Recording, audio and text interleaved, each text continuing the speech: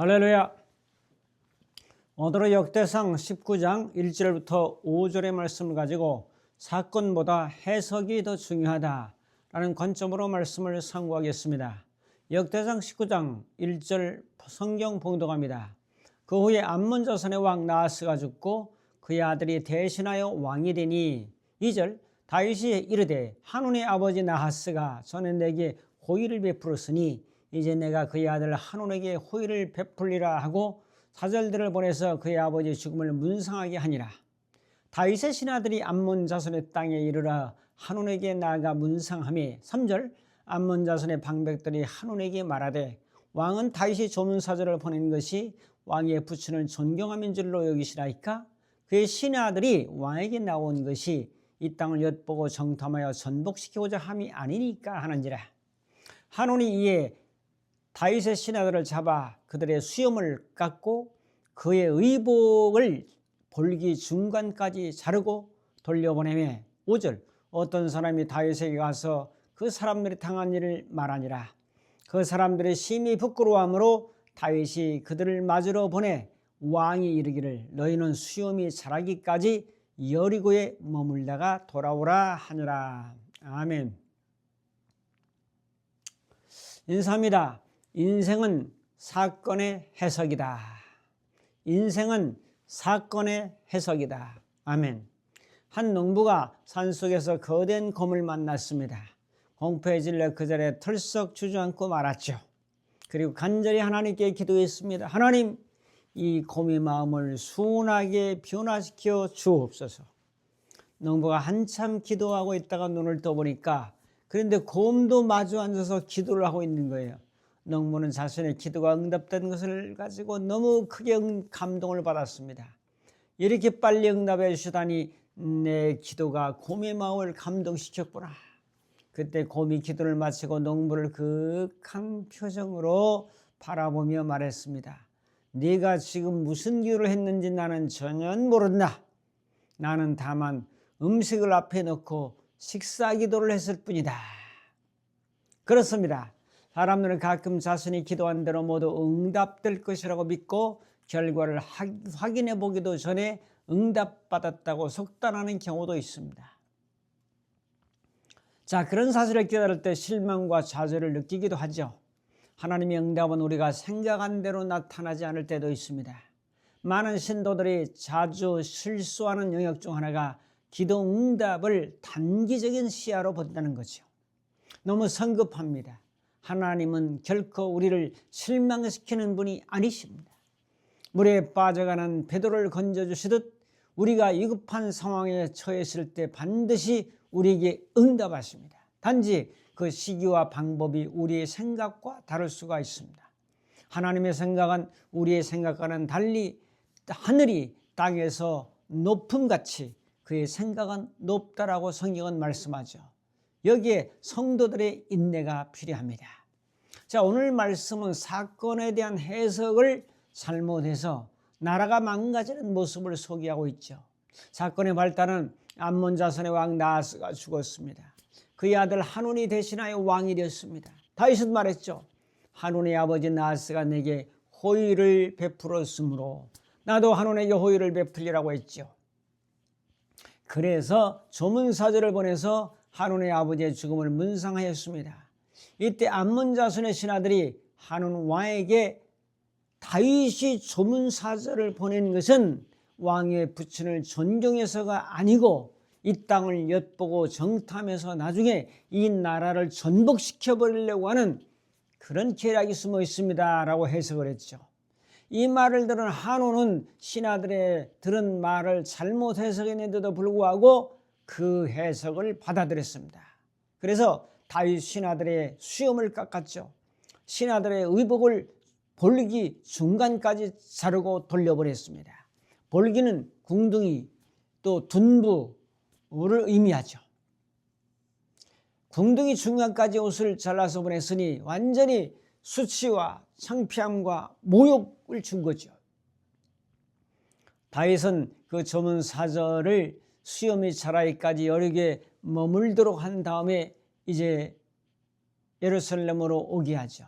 오늘의 말씀을 통해 주시는 영감의 교훈은 무엇입니까? 몇 가지 살펴보며 은혜를 나누려고 합니다. 첫 번째로 다윗은 암몬 자손의 왕을 조문하게 했습니다.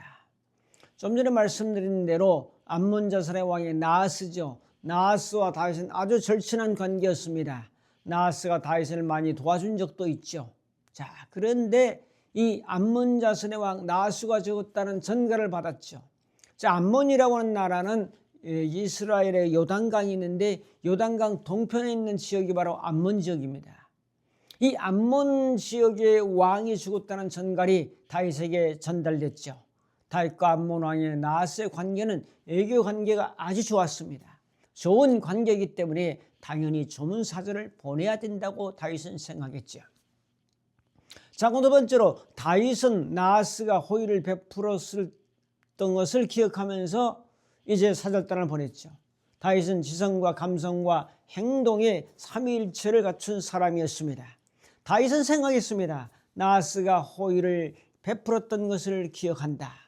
호의라고 하는 헤세드, 은혜라고 하는 말과 같습니다. 단순한 친절이 아니라 변치 않는 사랑, 변치 않는 마음, 변치 않는 말과 행동으로 의미하죠. 다윗이 사울에게 쫓겨다닐 때 도움을 준 것으로 학자들은 추정하고 있습니다. 사람은 자기가 어려울 때 도와주었던 것을 오래오래 기억합니다. 다윗도 나하스가 다윗에게 베풀었던 은혜를 기억하며 죽은 나하스가 이제 고통받았던 자기를 도왔던 그런 것을 기억하죠. 정승집 개가 죽으면 문정성스를 이룬다는 말이 있죠. 정승은 죽으면 다시 볼 일이 없으므로 조문하지 않는 경우가 대단히 많습니다. 그러나 다윗은 자기에게 베푼 사랑과 호의를 기억했습니다. 기억이 없으면 감동이 없습니다. 기억이 없으면 추억도 없습니다. 기억이 없으면 감사도 없습니다. 친구에게 받았던 호의를 기억하는 것은 참 중요하죠. 우리도 상대방의 호의를 기억하면서 감사한 마음을 지속하는 것은 대단히 중요합니다. 우리도 기억을 하자고 제가 늘 말씀드리죠. 너희는 여호와의 은택을 잊지 말지어다. 시편 103편 2절의 말씀처럼 하나님의 은혜도 잊지 말고 사람이 나에게 베푼 호의와 사랑도 잊지 말자. 다윗은 사람의 호의를 기억하는 것처럼 우리도 사람들의 호의를 기억하며 살아야 되겠다는 감동을 받습니다. 자, 세 번째로 조문사절단을 암몬에게 보냈죠. 친구의 죽음에 직접 가지 못할 상황이라 조문사절단을 보냈습니다. 조문에서 위로하기 위함이 아니었겠습니까? 아버지가 세상을 떠나는 것을 보고 위로하려 하여 조문단을 보낸 거죠. 외교적 예우를 넘어서 진심 어린 애도의 마음을 배울 수가 있습니다. 사람은 사람에게서 배웁니다.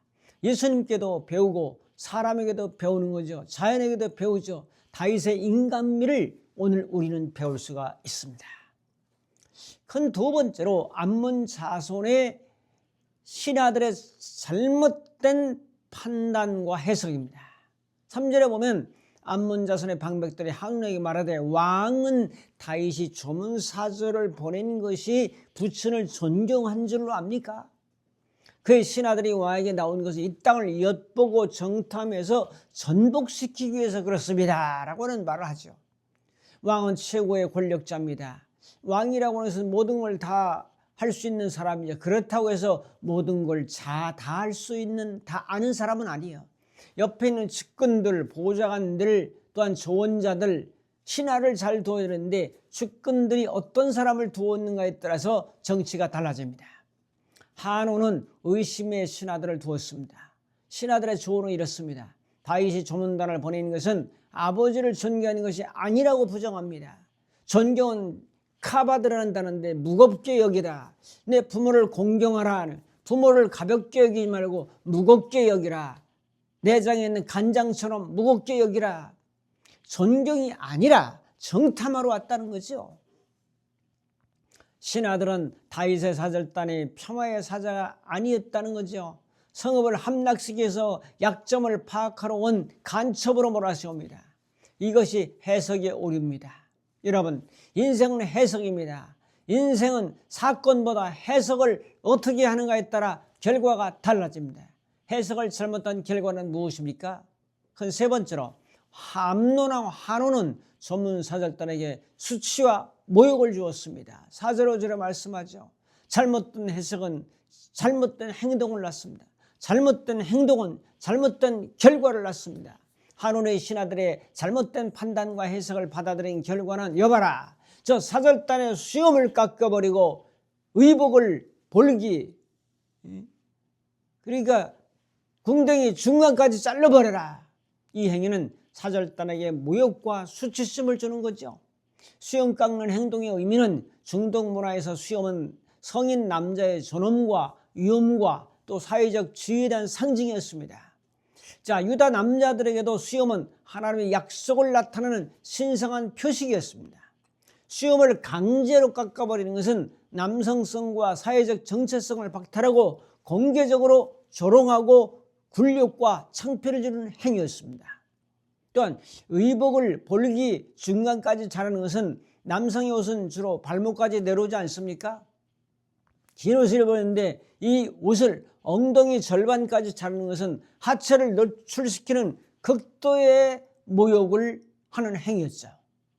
단순한 체면 손상이 아니라 포로나 노예처럼 취급하며 공공장소에서 최대의 창피와 수치심을 주기 위한 고의적 행동이었습니다. 이건 뭐죠? 관계를 파괴시키겠다는 거죠. 호의를 베풀러 온 친구를 순식간에 원수로 만들어버렸습니다. 잘못된 해석은 축복의 통로를 끊어버리는 결과를 초래합니다. 암논왕 한온의 행동은 애기적 관계의 상식을 무시한 행동이었어요. 이런 행위는 신하를 보낸 다윗을 무시한 행동이요, 또한 이스라엘을 무시한 행동이요, 하나님을 무시한 단절을 선언하는 도발 행위였습니다. 주변국에서 암논의 위상을 높이려는 그런 행위도 이제 포함되어 있죠. 다윗이 점점 강성해지기 때문에 사절단에게 이런 행동을 하면서 암논이 더 강함을 드러내는 거드름을 떨고 있는 거죠.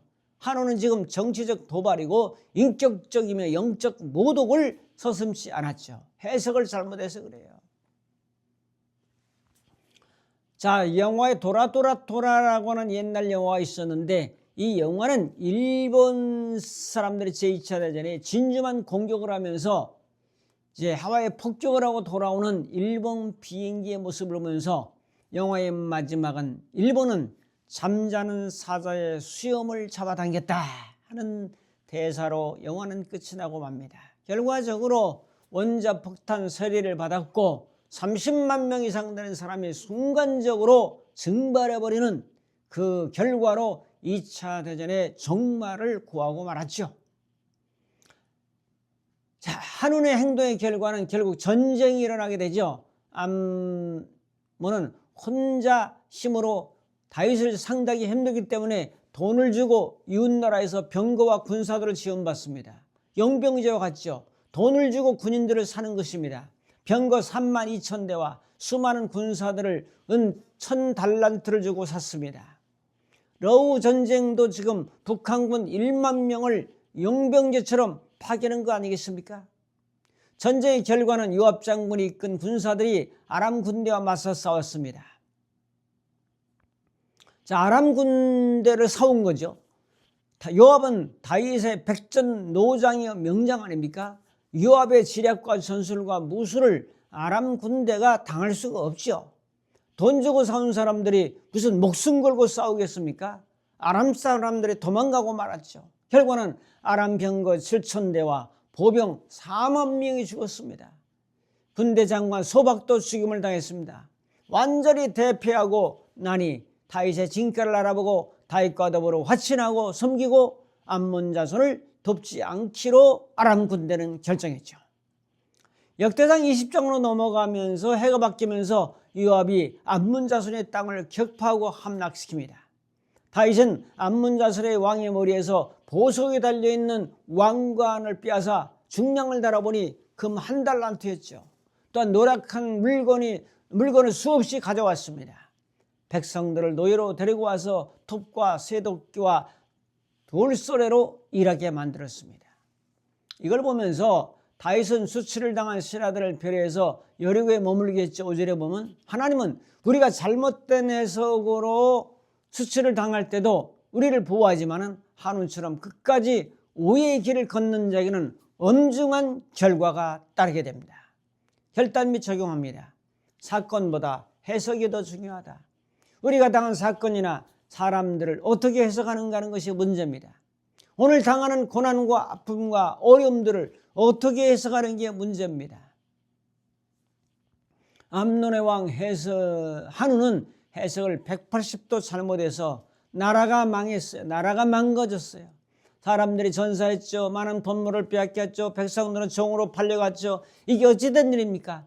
조문사절단을 정탐꾼이라고 해석한 결과가 이렇게 엄청난 손실을 가져왔죠. 여러분과 저는 인생은 속도가 아니라 해석이다. 인생은 속도가 아니라 해석이다. 우리는 어떤 안경을 쓰고 있습니까? 한우는 다윗의 호의를 오해하여 결국 나라를 위기에 빠뜨렸습니다. 우리 인생도 마찬가지입니다. 하나님이 주신 은혜를 우연이나 부담으로 해석하고 있지 않습니까? 이웃의 진심을 계략으로 오해하고 있지 않습니까?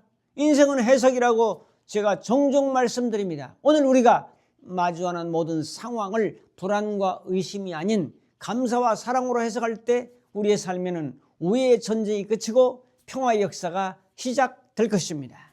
이런 은혜의 사람들이 인생의 해석을, 사건의 해석을, 사람들의 해석을 잘 하시는 우리 모두가 되기를 주님의 이름으로 축복합니다. 감사합니다. 기도하겠습니다. 인생은 속도가 아니라 해석입니다. 인생은 사건을 어떻게 해석했는가에 따른 결과를 우리가 누리게 됩니다. 주여, 저희들로 하여금 긍정적이며 믿음으로, 은혜로, 사랑으로, 호의에 대한 좋은 해석의 사람이 되도록 인도하옵소서. 예수님의 이름으로 기도하옵나이다. 아멘.